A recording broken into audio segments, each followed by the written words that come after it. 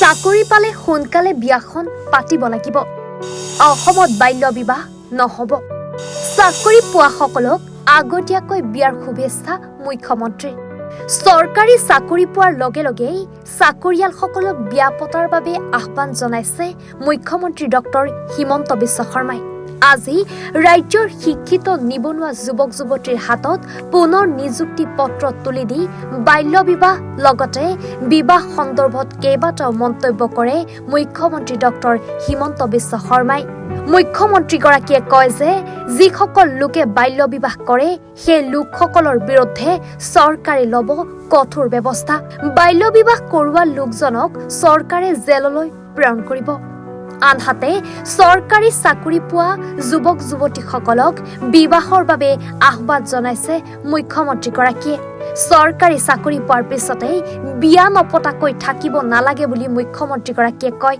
চাকৰি পোৱা ল'ৰাজনে বিয়া পাতি মাক দেউতাকক চাব লাগে বুলিও মুখ্যমন্ত্ৰী হিমন্ত বিশ্ব শৰ্মাই মন্তব্য কৰে। যুৱতীৰ ক্ষেত্ৰতো চাকৰি পোৱাৰ পিছত বিয়া হ'বলৈ আহ্বান মুখ্যমন্ত্ৰীৰ। চাকৰি পোৱাসকলক আগতীয়াকৈ বিয়াৰ শুভেচ্ছাৰ লগতে চাকৰিৰো শুভেচ্ছা জ্ঞাপন কৰে মুখ্যমন্ত্ৰী ডক্টৰ হিমন্ত বিশ্ব শৰ্মাই। যে বাল্য বিবাহ কৰিব নালাগে, কৰিলে জেলত যাব লাগিব, কিন্তু চাকৰি পোৱাৰ পিছতো বিয়া নকৰাকৈ বহুত দিন থাকিব নালাগে। ঠিক আছে, কাৰণ দেউতা মাৰো বয়স বাঢ়ি যায়। দেউতা মাই বিচাৰে যে বোৱাৰীজনী আহক, সন্তান হওক, নাতি পুতিক দেখা পাওঁ, আৰু দেউতা মাই ভাবে যে ছোৱালীজনী ভাল ঘৰলৈকে বিয়া হওক।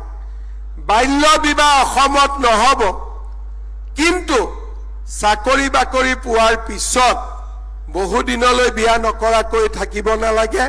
সকলোকে মই আগতীয়াকৈ বিয়াৰো শুভেচ্ছা জনালো, চাকৰিৰো শুভেচ্ছা জনালো।